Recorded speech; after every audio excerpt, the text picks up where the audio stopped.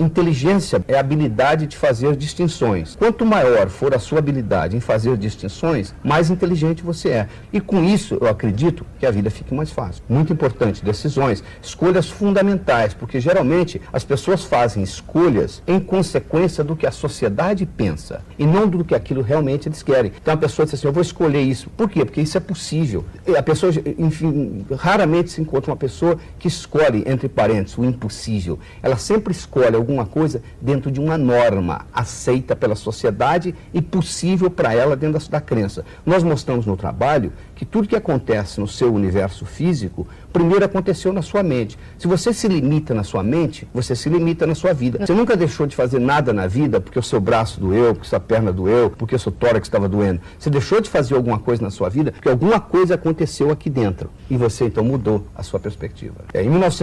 Por volta de 1940, existiu uma cirurgia, neurocirurgia, foi criada, chamada comissurotomia, que é uma cirurgia que foi criada para tratar pacientes epiléticos. Porque naquela época não existia medicação para tratar a epilepsia. Então, para diminuir a intensidade da convulsão, foi feita uma cirurgia onde o corpo caloso foi seccionado, que é uma estrutura no sistema nervoso que liga um cérebro ao outro. Então foi separado. Então foi separado o hemisfério esquerdo do direito. E com isso mostrou-se, Bruno, que nós temos na realidade como que duas personalidades dentro da gente. Às vezes a gente tem um conflito, devo fazer isso, não devo. É porque uma parte do cérebro está brigando com a outra. Então o hemisfério esquerdo, ele é racional, ele é objetivo, ele é matemático, ele tem linguagem, ele cuida de tempo. O hemisfério direito, ele é holístico, ele é global, ele é poético, ele é musical, ele vê o todo, ele vê a floresta, mas não consegue ver a árvore. Eu digo o seguinte, para você ser bem sucedido na vida, você tem que aprender a sonhar de noite e trabalhar de dia. Se você trabalhar só não resolve, olha o operário de fábrica. Se você sonhar só não resolve, olha o hippie na rua. Eu sempre tirei primeiro lugar na minha sala, sempre fui primeiro aluno de turma. O único concurso que eu entrei até hoje, não fui em primeiro lugar, foi vestibular, onde passei em segundo. Fiz o curso médico todo em primeiro lugar. Saí de Juiz de Fora, fui para o Rio de Janeiro, tinham 100 candidatos, 5 vagas para o mestrado. Do Brasil inteiro eu tirei o primeiro lugar. Então, isso aí era uma característica do Laí Ribeiro. Só que depois que eu comecei a estudar profundamente os aspectos intelectuais do cérebro, eu percebi que este know-how pode ser transferido de um cérebro para outro. É como se fosse um software. Eu posso pegar esse software meu e transferir para o seu cérebro, ou vice-versa. Agora, você acha que o Laí Ribeiro usa mais do que os 10% que se usa normalmente? Não se usa nem 5% da capacidade mental. Eu acredito que eu use mais do que a média. Agora, se você me perguntar, e claro, tem muito ainda para aprender, mas se você comparar o Laí Ribeiro de hoje com o Laí Ribeiro de 15 anos atrás, eu estou usando muito mais, porque à medida que eu ensino, eu também vou aprendendo. Acho que um dos melhores modos de você aprender na vida é você ensinar. À medida que você vai ensinando, você vai aprendendo, vai ficando cada vez melhor naquilo que você faz. Agora, quando você fala, Laí, o Laí Ribeiro, você se refere a quem? Eu me refiro a mim mesmo. Mas você fala assim como uma entidade fora de você. Não, de jeito nenhum. É um jeito de você, no Zen Budismo, você aprende uma técnica onde você se torna observadora de si próprio. Então, um dos jeitos de você se tornar extremamente objetiva na situação e saber coordenar o seu raciocínio, e até mesmo usar o seu conhecimento inteligentemente em direção à sabedoria, é você ter a capacidade de ser observadora de você. Então, isso é uma habilidade que você aprende. É como se eu estivesse aqui vendo nós... Se assistindo. Isso. Então, essa capacidade é uma habilidade muito interessante, porque você se torna o próprio crítico, não na situação de você aqui, mas numa situação neutra, onde você observa o que está acontecendo. Onde você pode assistir aos seus atos. Exatamente. E você faz isso constantemente? Faço isso, não digo constantemente, mas eu faço isso quando a situação requer. E isso dá um equilíbrio. Mas você consegue não fazer, ou isso se torna um hábito que você não consegue quebrar? Não, eu acredito que eu quebro esse hábito. O segredo é você ter a flexibilidade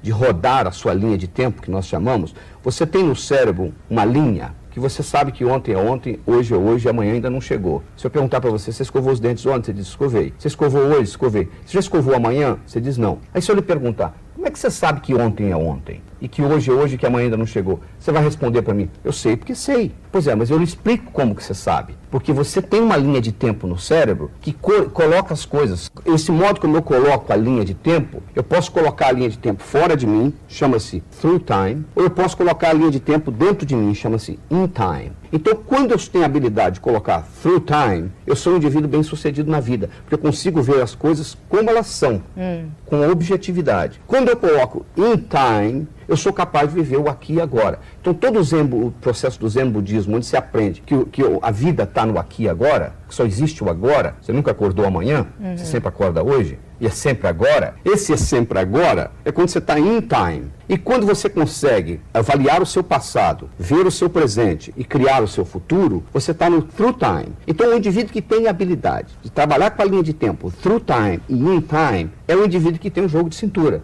É um indivíduo que tem a flexibilidade, ao mesmo tempo ser organizado, ser bem sucedido, chega em casa, ele roda a linha do tempo, ele coloca in time e ele se torna. E ele relaxa. Ele relaxa. E você relaxa? Eu relaxo, claro que relaxo. Você relaxa? Claro que relaxo. Você tem uma hora que você não está ali. Você não está obsessivamente ligado no seu assunto. Eu medito, eu entro para minha sala, eu não sou incomodado lá, eu tenho um escritório onde eu descanso, eu vou para uma fazenda, onde eu crio muitos dos meus cursos, perto de uma cachoeira. Então, isso tudo é atividade do hemisfério direito. Com o trabalho que nós fazemos, como eu disse para você, não é o modo de você aprender, é ensinando. À medida que eu fui fazendo os meus estudos e preparando e criando os exercícios, houve automaticamente uma evolução na outra parte. Eu acredito que eu seja um indivíduo mais ou menos equilibrado nesse sentido. Se você me perguntar qual que seria a proporção, eu diria 55, 45. Eu continuo sendo um indivíduo predominantemente lógico. Eu continuo sendo um indivíduo predominantemente científico. 12 anos da minha vida eu fui escravo da ciência. Durante 12 anos eu trabalhei publicando trabalhos científicos nos Estados Unidos. Então o meu cérebro é treinado para a ciência.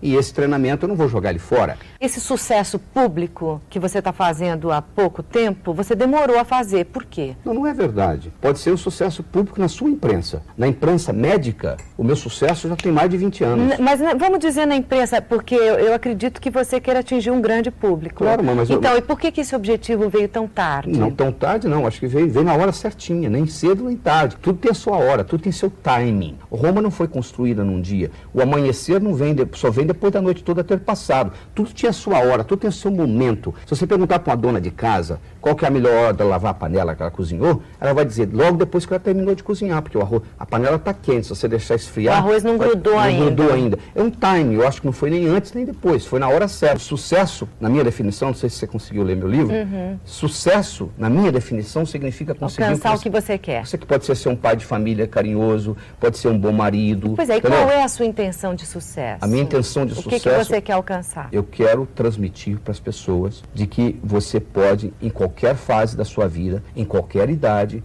você pode melhorar a sua vida através do uso da sua neurofisiologia, utilizando o seu cérebro de uma forma melhor. Você disse, eu quebro uma compulsão em 13 segundos. Sim. E como que você faz isso? Qual é o seu método? Fazendo. A pessoa que está roendo unha, tá?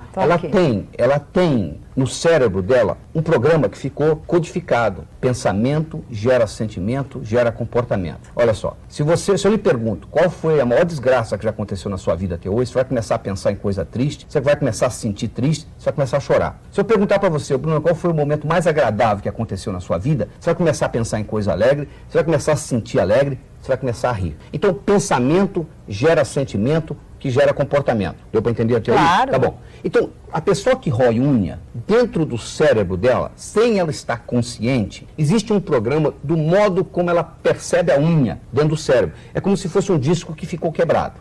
Tá bom? Ficou quebrado. Toda vez que ela pensa inconscientemente, ela já nem sabe mais, aquilo ficou automático, que ela pensou. Porque o indivíduo chega assim, doutor Lai, comigo não acontece assim. De repente, eu estou brigando com a minha mulher, não sei por quê. Eu falei, não, você está brigando com a sua mulher, você não sabe por quê, você está gritando com ela, porque você já pensou tantas vezes, já sentiu tanta raiva, quando você se dá conta, você está gritando com ela. Mas dentro do seu cérebro... Você está acionando o sentimento que está te levando ao comportamento. Então, o indivíduo que rói unha, ele tem um mecanismo como ele codifica a unha no cérebro. E o mecanismo como ele codifica a unha é o seguinte, ele pensa na unha em alto relevo. Isso foi descoberto. Ele pensa em... Lá eu não inventou isso, não. Eu não inventei isso, tá bom? Ele pensa na unha em alto relevo. Então, o que nós fazemos? Nós pegamos um indivíduo, pedimos ele para fechar os olhos e pedimos ele para imaginar ele indo roendo a unha e imaginar, agora ele se conscientiza de que ele está vendo a unha em alto relevo. E ele vê a unha em alto relevo. E eu peço para ele ampliar no cérebro dele esse relevo da unha. E ela vai aumentando, aumentando, aumentando, aumentando. Tudo que aumenta muito no cérebro se torna ridículo. Ou tudo que se diminui muito se torna ridículo. Mas o processo de compulsão funciona o seguinte, você vai aumentando a unha, vai aumentando até ela ficar do tamanho dessa sala e